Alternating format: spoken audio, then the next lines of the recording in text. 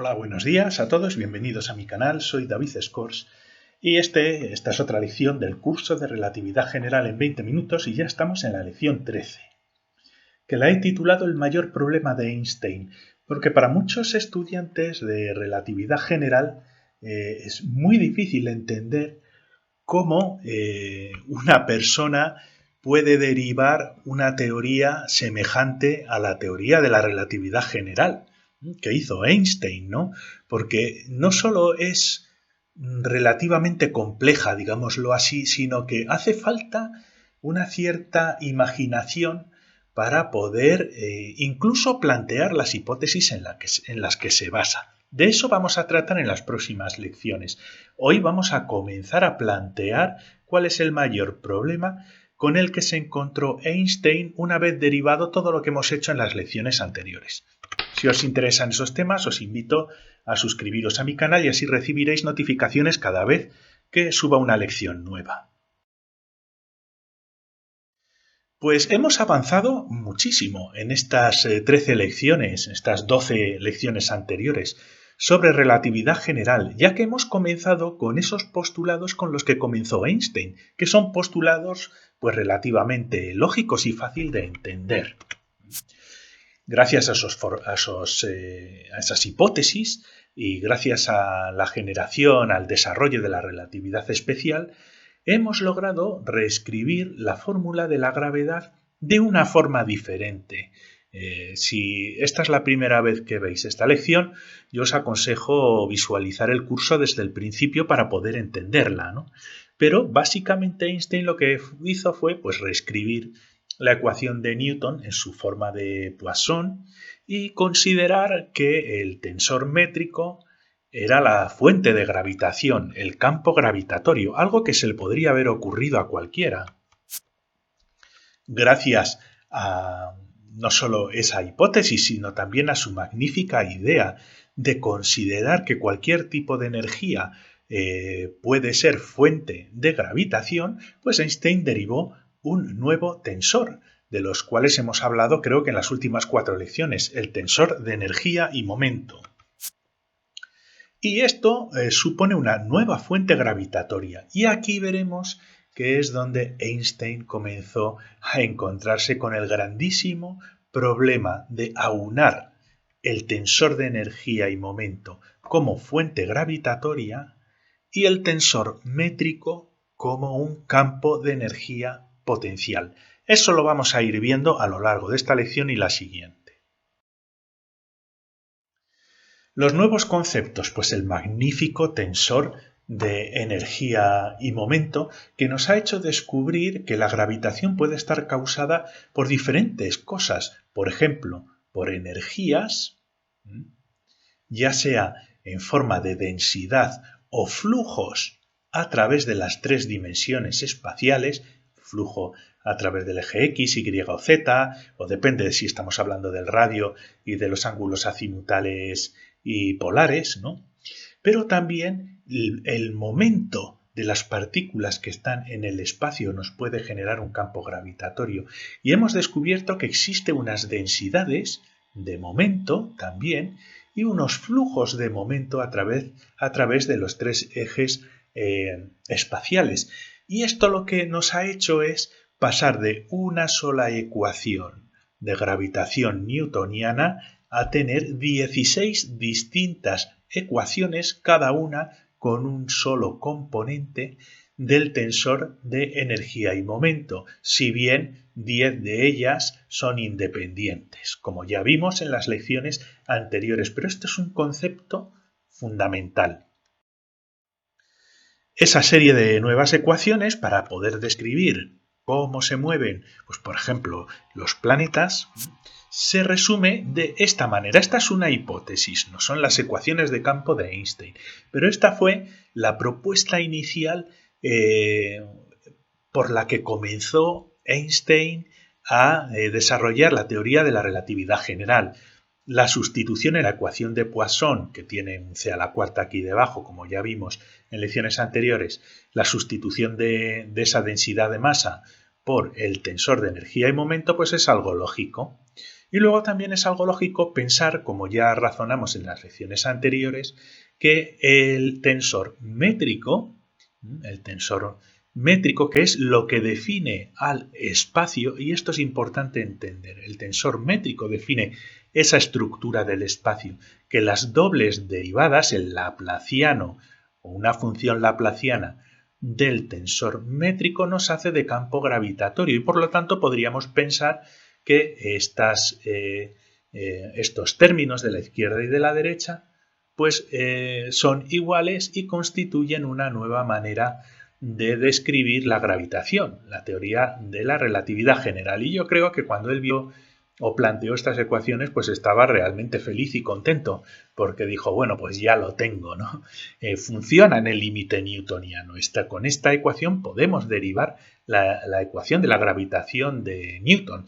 Y entonces él pues aplicó lo siguiente, algo que es pues lógico. Comprobar si se cumplen las ecuaciones de continuidad. ¿Por qué? Porque el tensor de energía y momento es realmente una cantidad de densidad, es una magnitud de densidad de energía y momento. Y como ya vimos, la conservación de las leyes de energía y momento también implican que cumpla unas ecuaciones de continuidad. Yo sé que esto quizás, si lo habéis visto por primera vez, es difícil de entender.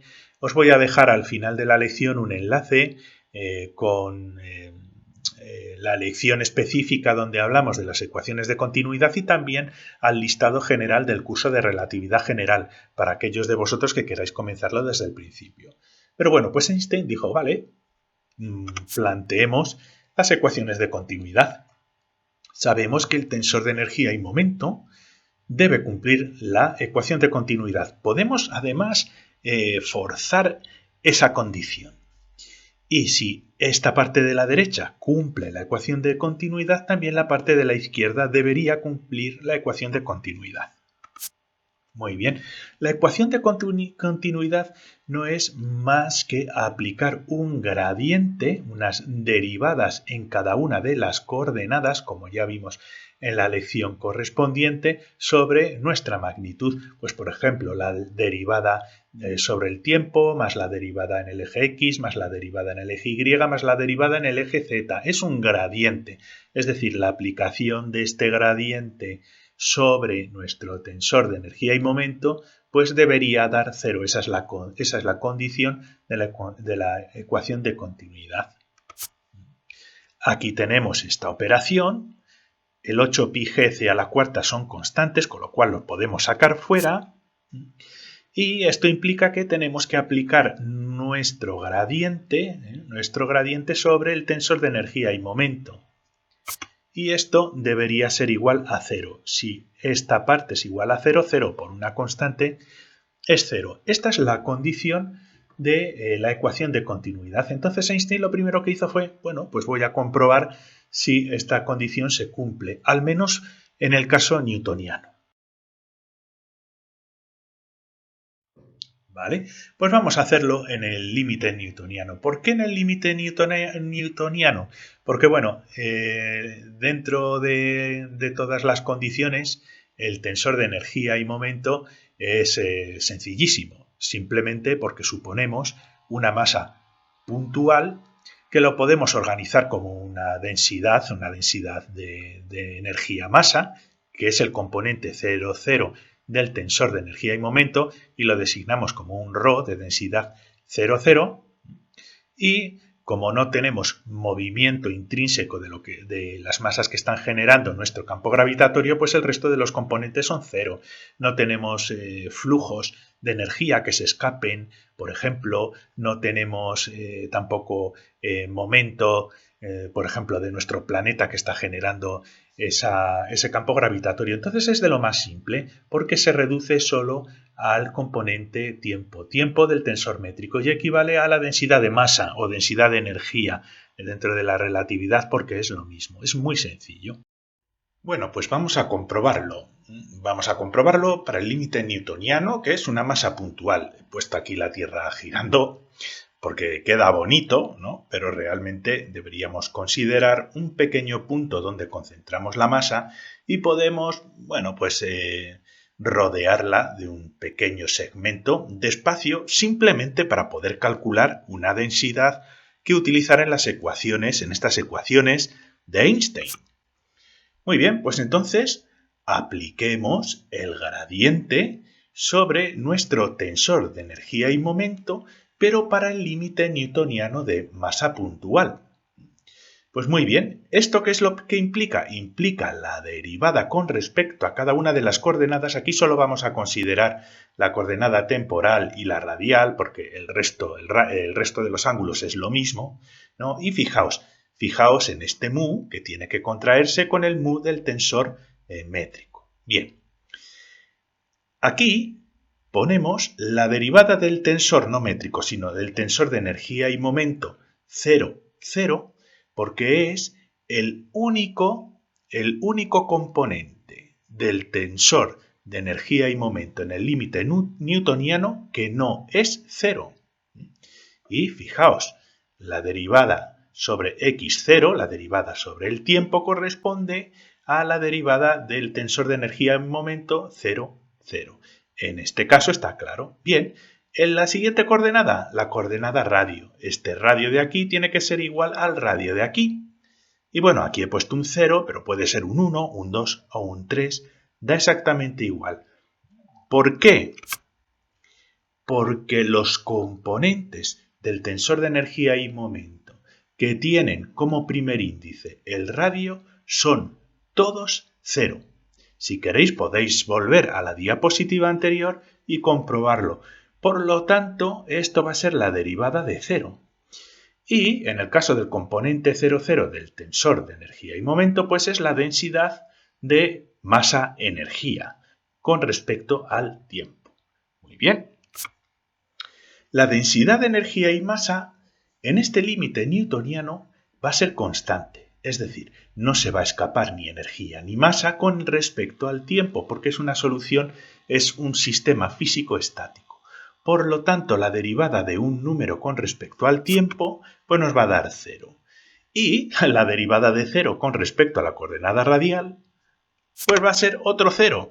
Y, señoras y señores, el gradiente en las coordenadas sobre el tensor de energía y momento pues es 0. Por lo tanto, este tensor de energía y momento cumple la propiedad de la ecuación de continuidad. Bien, pues si se cumple la parte de la derecha, si esto es igual a 0, esto debería ser también igual a 0. Vamos a comprobar si se cumple esta relación. Fijaos que aquí necesitamos conocer el tensor métrico, que nos define el espacio en el que estamos trabajando y que, si os acordáis, lo derivamos en su día en el curso de relatividad especial, aunque tenemos una lección dedicada a ello también en el curso de relatividad general. Pero básicamente queremos comprobar ahora pues lo mismo de antes, si el gradiente en las coordenadas, incluyendo la temporal, de las dobles derivadas de este tensor métrico, pues comprobemos si es 0. Recordemos el tensor métrico para un campo gravitatorio newtoniano que lo derivamos en el curso de relatividad especial de esta manera. El componente 0, 0, aquí lo he puesto en su forma covariante, da igual, aunque lo haya puesto en la anterior en su forma contravariante, nos da un poquito igual, ¿vale? Vamos a obviar ese pequeño detalle, pero básicamente sería menos 1 más 2 mg rc al cuadrado, y como sabéis, mgr es la energía potencial gravitatoria, y después en los componentes xx, y, y, pues tenemos un 1, porque estamos en un espacio sin curvatura, ¿vale? Es un espacio tipo de Minkowski, más o menos, solo que tenemos aquí en el componente 0, 0 un término adicional a este menos 1 que corresponde a la energía potencial gravitatoria, y como recordáis, esta estructura de este tensor métrico fue lo que le dio la idea a Einstein de que el tensor métrico podría considerarse como el campo gravitatorio. Pues vamos a hacer las operaciones, a ver qué sale, ¿no? Vamos a ver ¿Qué es lo que sale? Bien, aquí únicamente tenemos que hacer las dobles derivadas, aplicar el laplaciano sobre el componente 0,0 del tensor métrico. ¿Por qué? Porque el resto de componentes es 1 y cualquier derivada de un 1 es 0. Así que el único componente cuyas derivadas no nos van a dar 0 son las del componente tiempo-tiempo. He vuelto a poner aquí los índices arriba. En esta lección no hace falta que os preocupéis si son contravariantes, covariantes, etcétera, etcétera. Estamos, digamos, en la transición entre la física newtoniana y la relativista, ¿vale? Entonces podemos ser algo laxos. Pues bueno, sustituimos aquí y tenemos que hacer las dobles derivadas de 2mg cuadrado. Y diréis, ¿y dónde está el menos 1? Bueno, como las derivadas de un número son 0, pues simplemente he quitado ese número de ahí porque no nos va a intervenir en las derivadas. Entonces, estas derivadas de aquí, son solo derivadas espaciales, ¿vale? Esto es importante remarcar, que solo en este caso especial, este laplaciano de aquí solo se refiere a las derivadas del espacio, porque es la transición newtoniana, ¿vale? Son derivadas además de la coordenada radial exclusivamente, porque solo vamos a tener una dependencia gravitatoria del radio, ¿de acuerdo? Si hacemos las derivadas con respecto a las otras coordenadas, las podemos despreciar.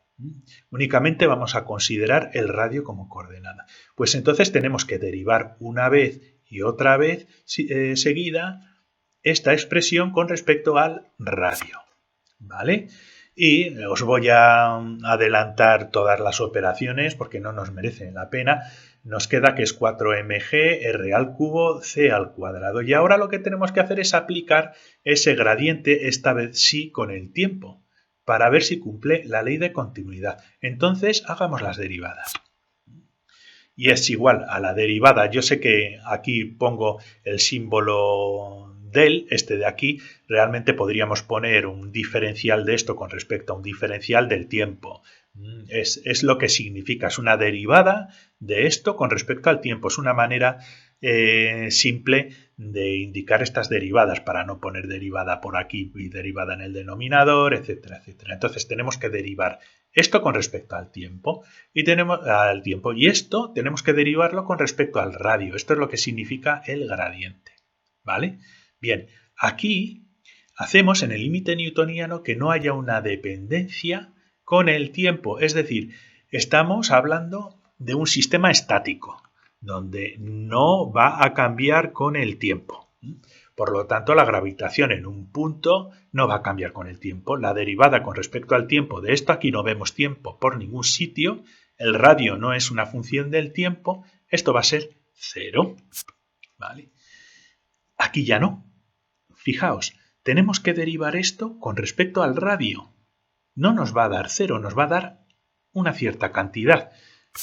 Y es la siguiente. Nos va a dar un menos aquí, de la derivación de r a la menos 3, ¿no? De 12mg, r a la cuarta, c al cuadrado. ¿Y esto?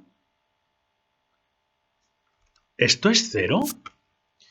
Supongamos que es 0. Si esto es 0, fijaos, r a la cuarta, c al cuadrado pueden pasar a este otro lado y nos queda una contradicción, 12mg igual a 0. Fijaos. Esto de aquí necesariamente no cumple la ecuación de continuidad. Porque si la cumpliera, acabaríamos con una contradicción. Entonces, cuando Einstein vio esto, le temblaron las canillas, como suelo decir yo, y dijo, bueno, yo creo que se debió llevar una buena depresión durante un cierto tiempo, porque no es fácil continuar. Esta ecuación cumple, con ella podemos derivar las ecuaciones de Newton, como hemos visto. Entonces, el tensor métrico, de alguna manera, sí que forma una especie de campo gravitatorio, pero en esta forma no cumple la ecuación de continuidad y entra en total contradicción con nuestro término en la derecha del tensor de energía y momento. Hemos introducido un nuevo tensor de energía y momento que es incompatible con esta estructura del tensor métrico.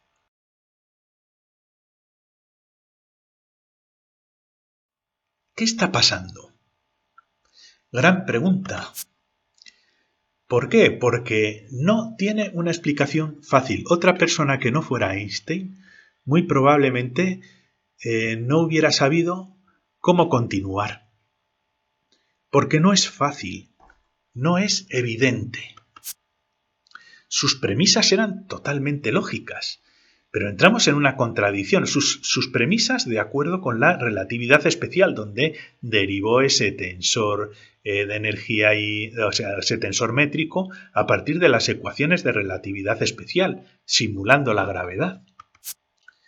¿Qué conclusiones saco en este momento? Muy bien. Partiendo de esta ecuación, esto está perfecto. O sea, es el tensor de energía y momento, cumple la ecuación de continuidad, no hay ninguna razón para pensar que esto no genere un campo gravitatorio. ¿Vale? El problema nos da la parte izquierda. Sabemos que el tensor métrico puede considerarse un campo gravitatorio. Eso sí que lo sabemos. No cumple la ecuación de continuidad, de acuerdo, pero sí sabemos que de esta forma, al menos en el límite newtoniano, sí se puede considerar como un campo gravitatorio porque nos da la ecuación de gravitación de Newton. Pero solo si consideramos los componentes tiempo del tensor métrico y del tensor de energía y momento. ¿De acuerdo? Y sin derivar con respecto al tiempo. Esta ecuación que vemos aquí, estas derivadas, no incluyen la derivación en el tiempo. Entonces estamos perdiendo algo. Es un laplaciano de las coordenadas x, y y z, o radio, azimutal y polar, ¿no? Depende del sistema de coordenadas que estemos utilizando. Funciona para la aproximación newtoniana en un espacio de Minkowski al cual le introducimos el potencial gravitatorio en su componente tiempo-tiempo. Entonces Einstein dijo, bueno, voy a intentar partir de cero, más o menos.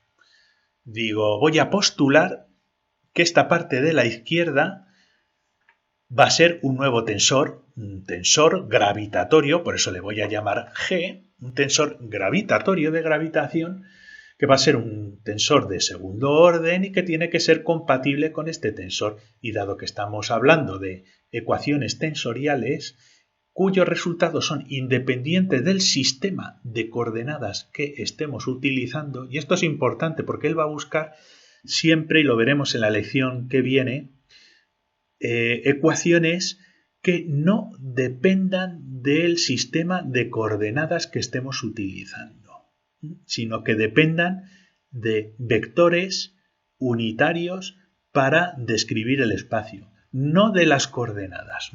Entonces va a postular un nuevo tensor gravitatorio G. Y nos queda una ecuación así. Decís, pues ya la he resuelto. Esta es la ecuación de las ecuaciones de campo de Einstein. Y digo yo, pues sí, solo que Einstein no sabía cuál era la estructura específica de este tensor. Dijo, bien, postulo que hay un tensor gravitatorio aquí, cuya estructura desconozco, que va a ser igual a esto. ¿Vale? ¿Qué podemos decir de G? ¿Qué es lo que tiene que cumplir G para que podamos aceptar esta igualdad? Bien, pues en primer lugar, de alguna manera, tiene que ser una función de las dobles derivadas del campo, o sea, del campo gravitatorio, que en este caso es del tensor métrico. Así que va a ser una función que no sabe en principio lo compleja que puede ser, pero tiene que ser una función que vaya a incorporar dobles derivadas del tensor métrico que nos define el espacio, y además estas derivadas tienen que incluir necesariamente el tiempo. Tienen que incluir el tiempo porque estamos hablando de sistemas de coordenadas de 4 coordenadas, tiempo x, y y z. ¿Vale? Esto es lo que puede decir Einstein.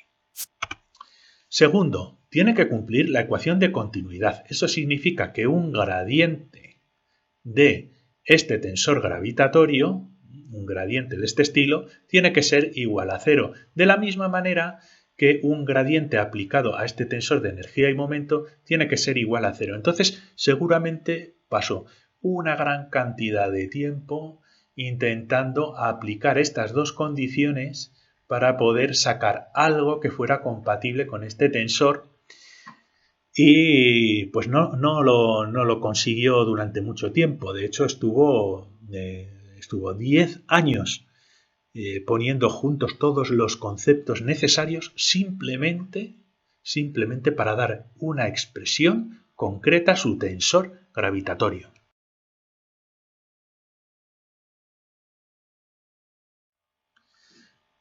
Diez años para resolverlo, para que veáis. Importante, no lo hizo solo. No lo hizo solo. ¿Por qué? En aquella época había físicos y matemáticos muy importantes que también estaban buscando estas ecuaciones de gravitación, ¿no? Por ejemplo, Hilbert, pues Hilbert era más geométrico, más matemático, y estuvo también con ciertas aproximaciones geométricas para intentar derivar las ecuaciones de campo de la gravitación, al mismo tiempo que Einstein. Y Einstein tuvo que aprendió geometría diferencial de físicos y matemáticos que estaban trabajando en estos temas. Y estos temas eran totalmente independientes de la física de la época. Pero pues un amigo suyo le sugirió, oye, mira, yo más o menos creo que sé qué es lo que estás buscando. Eso lo veremos la semana que viene, ¿no? El por qué llegó a estudiar esta geometría diferencial. Y entonces comenzó a estudiar los trabajos de Riemann, de Levi-Civita, de Christoffel, para poder intentar dar una expresión a su tensor de curvatura. ¿Cómo se adentró en este tema? Porque tampoco es fácil.